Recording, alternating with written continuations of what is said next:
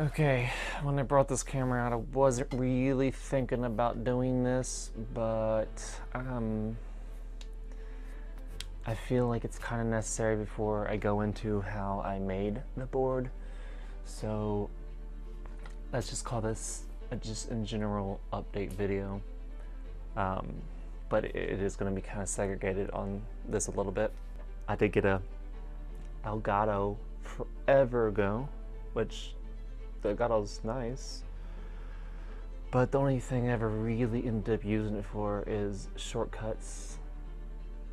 Going to, let's say, my job's website just right off the bat, or go like automatically open up Adobe Premiere, because otherwise I have 10,000 apps located at the bottom bar. I have been able to set up a couple smart home stuff. That's kind of cool. But I could also just tell Google. Got me this nice Loupedeck, which costed a pretty penny. And as you can tell, I labeled it because I just did not trust my memory. But honestly, like, don't get me wrong, I sometimes will edit with it too, but it's always been, I mostly only ever want to go to it for color correction. When it gets to color correction, this baby is the master. I don't usually solely rely on it for editing. I think it's mainly because there's not a mouse attached to it. Having everything on like one situation, it's always been kind of something that I've kind of wanted.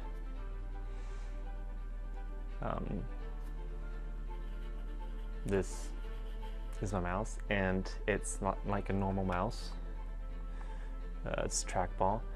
This is not perfect. The only reason I even discovered about trackball mice is because my previous client, Malachi, with Family Fit, he introduced it to me, and then I did get a mouse, but then something went wrong with it, and I thought since I was gonna, try to buy one to last, I would go for upgrade, and there's some macros on here, which is cool.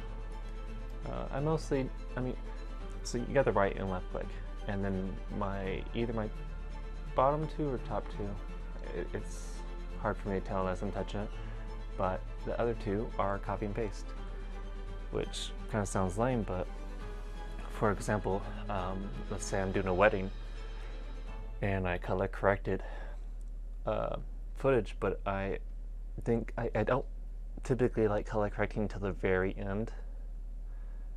And like with a wedding, there's going to be lots of cuts.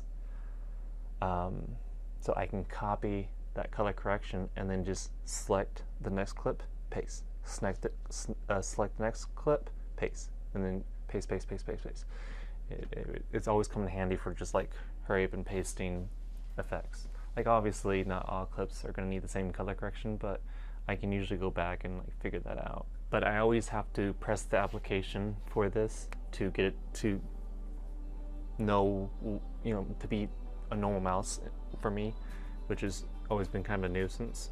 You see this keyboard here, that is considered a bare bone keyboard. And a friend of mine got really into it. I think she's still technically really into it, and like just builds keyboards for a hobby basically. And that never really occurred to me because I think it was so cheap. I can't program it like I was buying it for, which was a little annoying. I went on my way and bought another circuit board, PCB circuit board, and put it in there. And it's moddable, but it's still cryptic as fuck. So that kind of burnt me out on the whole bare bone thing. But constantly trying to look, you know, into the bare bone keyboard situation, I kept on running into arcade parts and arcade encoders. And I don't know, it sounded very interesting. Eventually I found enough parts that it was like, I think I could make my dream editing keyboard.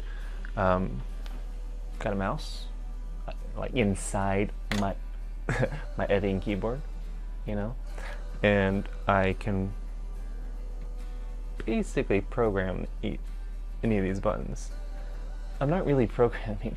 The encoder has each little slot encoded as like, this would be the C button, so I just plug up the C if I want it to be C, which I use for cutting.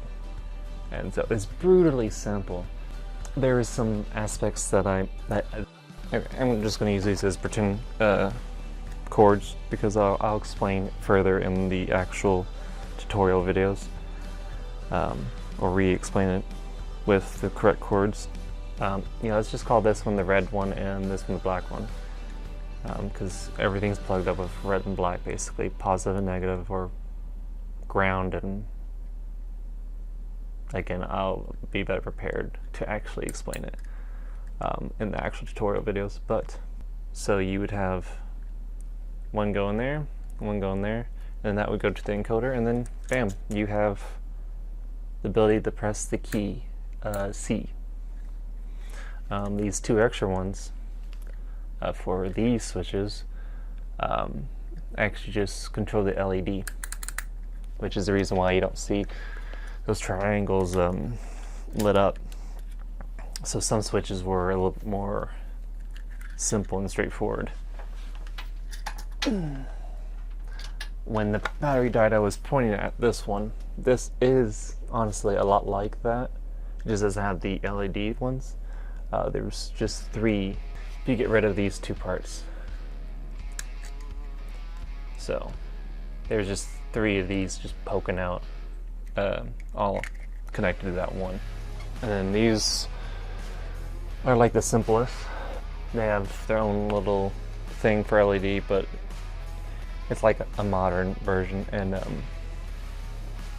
these actually connect to an app, so I can control them to be sound reactive, or you know, do a certain pattern or whatnot.